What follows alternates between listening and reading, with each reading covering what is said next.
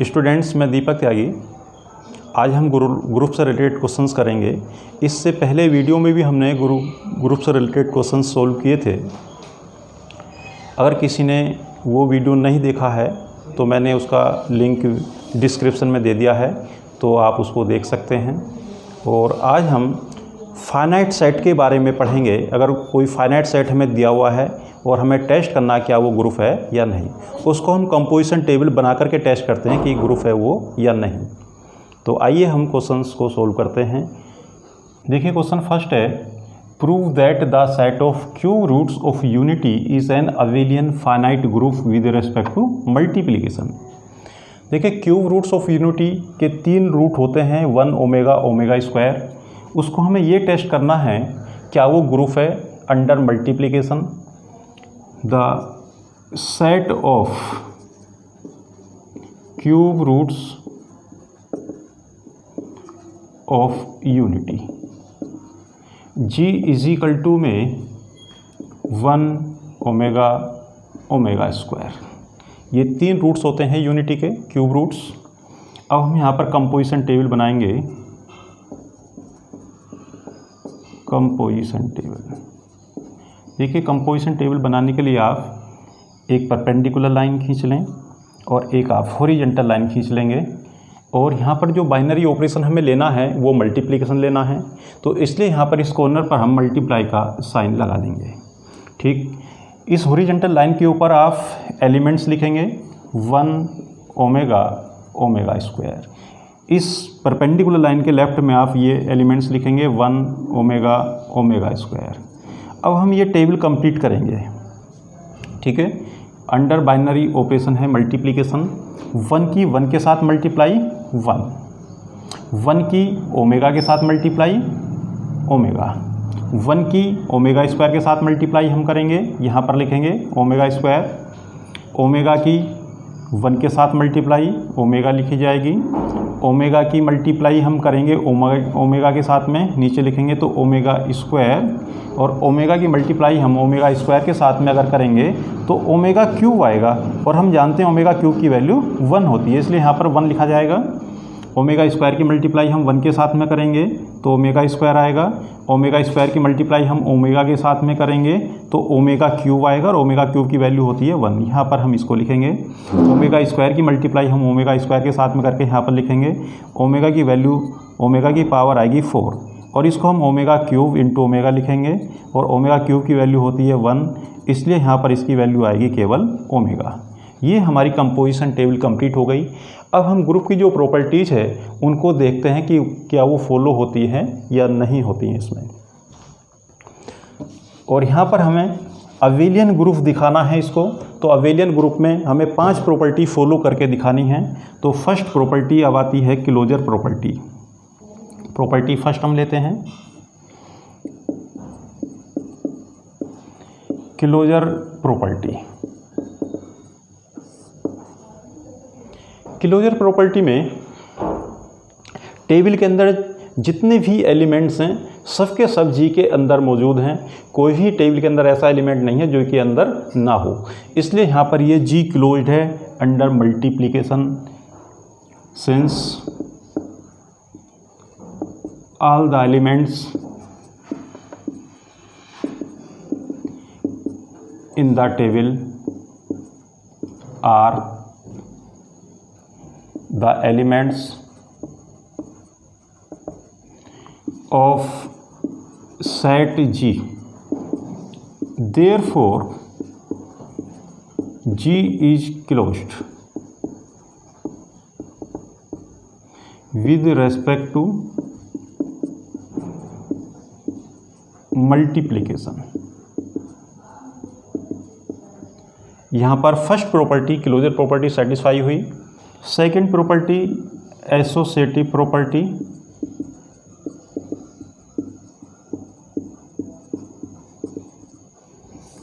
Associative property में क्योंकि यहाँ पर हम देख रहे हैं cube roots of unity complex numbers हैं, और कॉम्प्लेक्स नंबर्स का प्रोडक्ट हमेशा एसोसिएटिव होता है।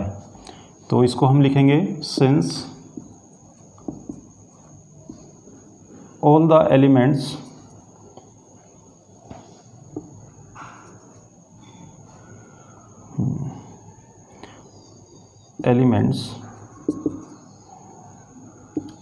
of G are complex numbers and we know that the product of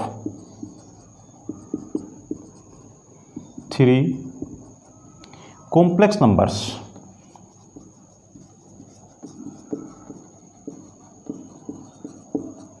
is always associative। तीन कॉम्प्लेक्स नंबर का प्रोडक्ट हमेशा एसोसिएटिव होता है, साहचर्य नियम का पालन करता है। थर्ड प्रॉपर्टी है एग्जिस्टेंसी ऑफ आइडेंटिटी। अब देखिए आइडेंटिटी देखने का क्या तरीका है टेबल में। यहाँ पर जो टॉप मोस्ट रो है 1 ओमेगा ओमेगा स्क्वायर, उसके आइडेंटिकल रो देखिए नीचे कौन सी रो है आइडेंटिकल उसके। यहाँ पर हम देख रहे हैं जो फर्स्ट रो है वो टॉप मोस्ट रो के बिल्कुल आइडेंटिकल है, बिल्कुल सेम है, उसके इक्वल है, 1 1 के इक्वल, ओमेगा ओमेगा है, ओमेगा स्क्वायर के इक्वल है। इसके लेफ्ट में जो हॉरिजॉन्टल लाइन हमने खींची थी, इसके लेफ्ट में जो एलिमेंट है वो आइडेंटिटी एलिमेंट होगा। The element is equal to में 1 और 1 बिलोंग कर रहा है जी को, बी द आइडेंटिटी एलिमेंट। देखिए यहाँ पर आइडेंटिटी एलिमेंट वाली प्रॉपर्टी भी सेटिस्फाई होती है। नेक्स्ट प्रॉपर्टी है एग्जिस्टेंसी ऑफ इनवर्स। प्रत्येक एलिमेंट का इन्वर्स भी एग्जिस्ट करना चाहिए, एग्जिस्टेंसी ऑफ इन्वर्स। तो यहाँ पर हम देखते हैं एलिमेंट्स और यहाँ पर आप लिखेंगे उनके इन्वर्स। देखिए ये प्रॉपर्टी देखने का क्या तरीका है। हम 1 का इन्वर्स देखना चाहते हैं, एलिमेंट्स 1, तो अब आप इस रो में आ जाइए अंदर, जहाँ पर भी हमें आइडेंटिटी एलिमेंट मिलेगा उसके ऊपर टॉप मोस्ट रो में जो भी एलिमेंट होगा उसके ठीक सामने वो उसका इन्वर्स होगा। तो 1 का इन्वर्स 1। उसके बाद में ओमेगा का इन्वर्स देखते हैं, सेकंड वाली रो में हम आ गए। अब यहाँ पर इस रो में अंदर आ जाइए ज़रा आप, और अंदर आने के बाद में जहाँ पर भी हमें आइडेंटिटी एलिमेंट मिलेगा, ये 1 मिला आइडेंटिटी एलिमेंट हमें, ठीक ऊपर टॉप मोस्ट रो में ठीक उसके सामने जो भी एलिमेंट होगा वो इसका इन्वर्स होगा, तो ओमेगा स्क्वायर। क्योंकि अगर हम ओमेगा और ओमेगा स्क्वायर की मल्टीप्लाई करें तो हमें आइडेंटिटी एलिमेंट मिलना चाहिए, तो ओमेगा की और ओमेगा स्क्वायर की मल्टीप्लाई करेंगे तो ओमेगा क्यूब और उसकी वैल्यू 1 होती, जो कि आइडेंटिटी एलिमेंट है। यहाँ पर प्रॉपर्टी सेटिस्फाई हो रही है। ओमेगा स्क्वायर का देखते हैं अब हम इन्वर्स। ओमेगा स्क्वायर का इन्वर्स देखने के लिए आप थर्ड रो में आप अंदर आ जाइए और देखिए कहाँ पर आइडेंटिटी एलिमेंट हमें मिल रहा है। आइडेंटिटी एलिमेंट ये है, ठीक टॉप मोस्ट रो में देखिए, ठीक उसके सामने कौन सा एलिमेंट है लिखा हुआ, ओमेगा। इसलिए ओमेगा स्क्वायर का जो इन्वर्स होगा वो ओमेगा होगा, ओमेगा। यहाँ पर हम देख रहे हैं प्रत्येक एलिमेंट का इन्वर्स भी जी के अंदर मौजूद है। Hence every element of G possesses inverse. यहाँ पर जी का प्रत्येक एलिमेंट इन्वर्स रखता है अपना, और जी के अंदर ही इन्वर्स है। नेक्स्ट प्रॉपर्टी आती है फिफ्थ, कोमोटेटिव प्रॉपर्टी।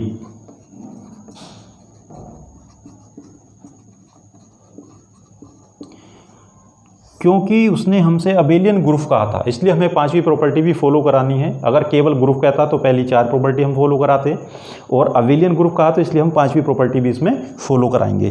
कोमोटेटिव प्रॉपर्टी में क्या है देखने का तरीका, कंपोजिशन टेबल में इसमें कोरस्पॉन्डिंग रोज और कॉलम्स अगर सेम हैं, इक्वल हैं, तो फिर इसमें कोमोटेटिव प्रॉपर्टी फॉलो होगी। यहाँ पर हम देख रहे हैं first row 1 omega omega square, first column के बिल्कुल आइडेंटिकल है 1 omega omega square. Second row second column के इक्वल है omega omega square 1 omega omega square 1।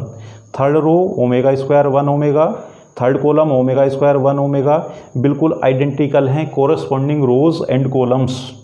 First row first column के, सेकंड रो सेकंड कॉलम के, थर्ड रो थर्ड कॉलम के identical है, इसलिए यहाँ पर कोमोटेटिव प्रॉपर्टी भी फॉलो होती है। The corresponding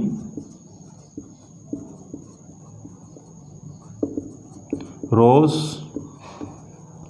and columns are identical, therefore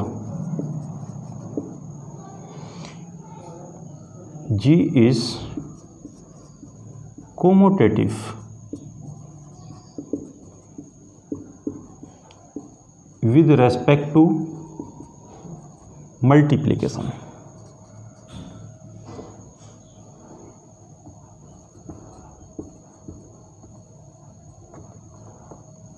with respect to multiplication, therefore thus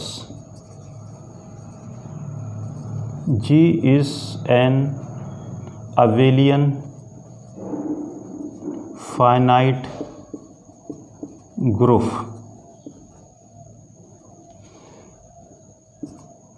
with respect to multiplication।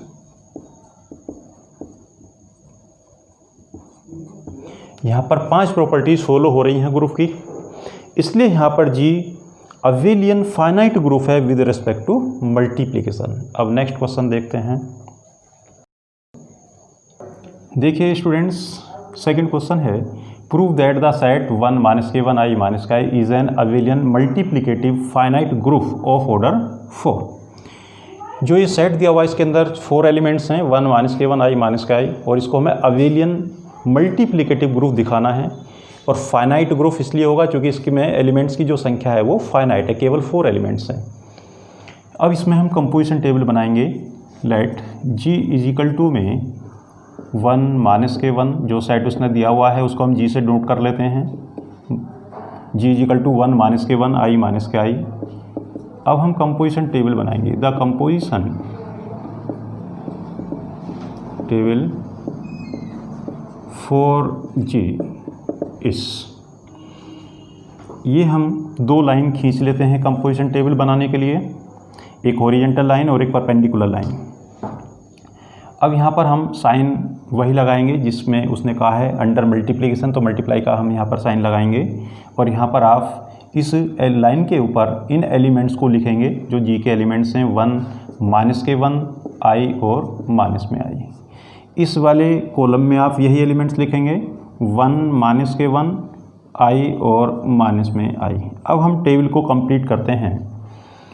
Under multiplication 1 की मल्टीप्लाई 1 के साथ में ठीक इसके सामने लिखा जाएगा, मल्टीप्लाई करते रहेंगे 1 की 1 के साथ 1 आएगा, 1 की मल्टीप्लाई -k1 के साथ -k1 आएगा, 1 की मल्टीप्लाई i के साथ में i आएगा, 1 की मल्टीप्लाई -i के साथ में -k i आएगा, -k1 की मल्टीप्लाई 1 के साथ में तो -k1 हो गया, -k1 की -k1 के साथ में +1 हो गया, -k1 की मल्टीप्लाई i के साथ में तो -k i हुआ, -k1 की मल्टीप्लाई -i के साथ में तो प्लस में i हो गया, i की मल्टीप्लाई 1 के साथ में i की मल्टीप्लाई -1 के साथ में तो माइनस में i की मल्टीप्लाई i के साथ में तो i² और i² का मान होता है -1, i² बना -k1।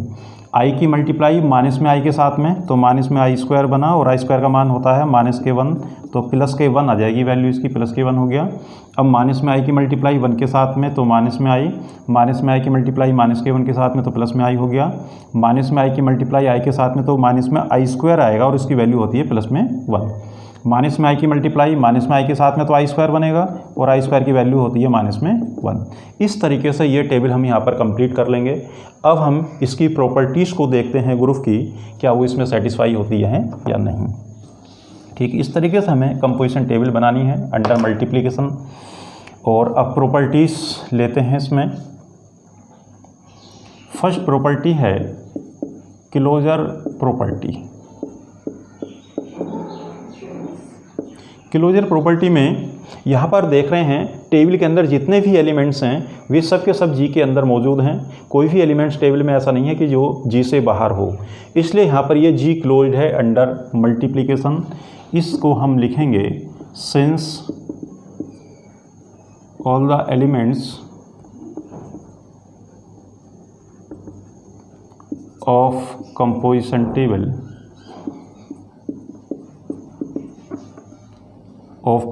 Table are in G. Therefore G is closed with respect to multiplication. इसलिए यहाँ पर ये प्रॉपर्टी फॉलो होती है, सेटिस्फाई होती है। सेकंड प्रॉपर्टी है एसोसिएटिव प्रॉपर्टी। एसोसिएटिव प्रॉपर्टी में यहाँ पर हम देख रहे हैं जो सेट उसने में दिया हुआ है वो कॉम्प्लेक्स नंबर का सेट है और कॉम्प्लेक्स नंबर का प्रोडक्ट हमेशा एसोसिएटिव होता है। लिख देंगे इसको हम। We know that the product of 3 complex numbers is always associative. Therefore associative property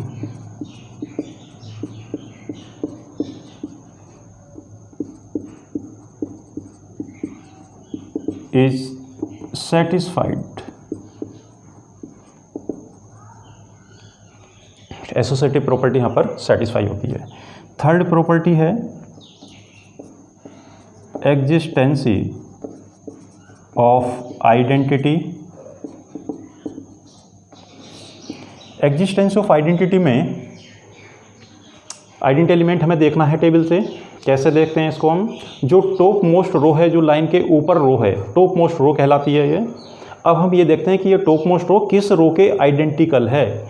यहाँ पर हम देख रहे हैं ये top most row first row के बिल्कुल आइडेंटिकल है।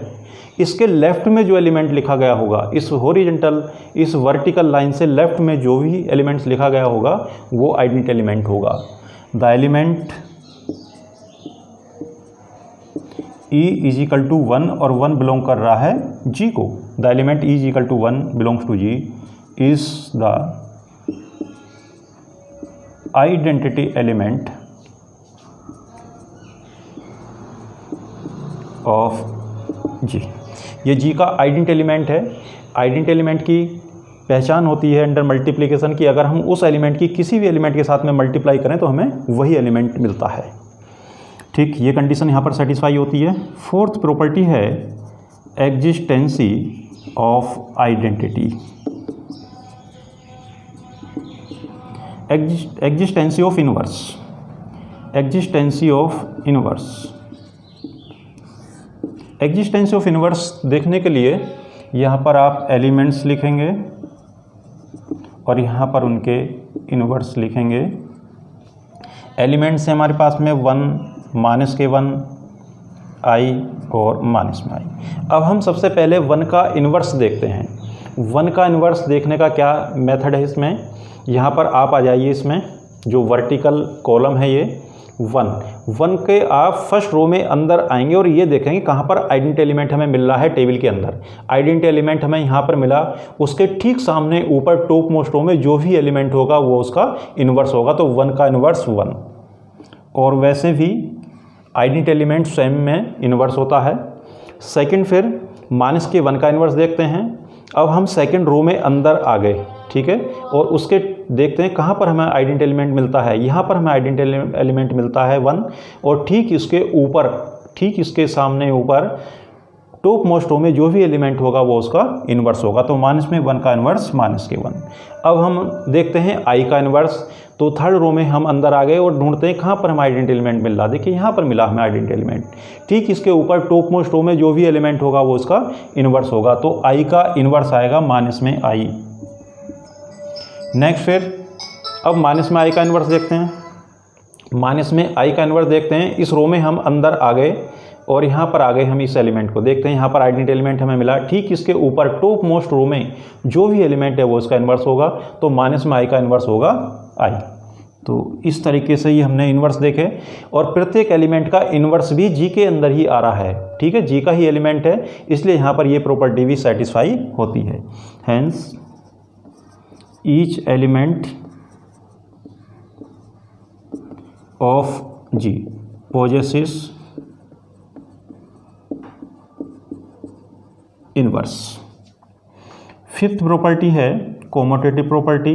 उसने अबेलियन ग्रुप के लिए हमसे कहा है तो हम पांचवी प्रॉपर्टी भी फॉलो कराएंगे और केवल अगर ग्रुप कहता तो पहली चार प्रॉपर्टी हम फॉलो कराते। कोमोटेटिव प्रॉपर्टी, कोमोटेटिव प्रॉपर्टी में देखते हैं हम क्या corresponding rows and columns identical हैं। अगर corresponding rows and columns identical हैं तो निश्चित रूप से ये कोमोटेटिव प्रॉपर्टी भी फॉलो होगी।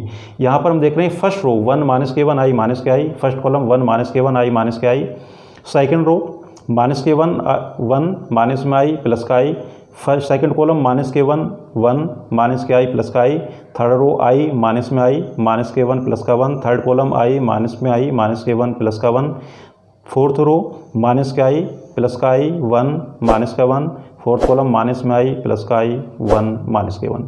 यहाँ पर हम देख रहे हैं फर्स्ट रो फर्स्ट कॉलम के आइडेंटिकल है, सेकेंड रो सेकेंड कॉलम के आइडेंटिकल है, थर्ड रो थर्ड कॉलम के आइडेंटिकल है और फोर्थ रो के फोर्थ कॉलम के आइडेंटिकल है, इसलिए यहाँ पर कोमोटेटिव प्रॉपर्टी भी फॉलो होती है। लिखेंगे इसको हम since corresponding rows and columns are identical, therefore G is commutative with respect to multiplication, with respect to multiplication। इसलिए यहाँ पर 5 की 5 प्रॉपर्टी फॉलो होती हैं, इसलिए जी अबेलियन ग्रुप होगा under multiplication. thus G is group, G is an abelian group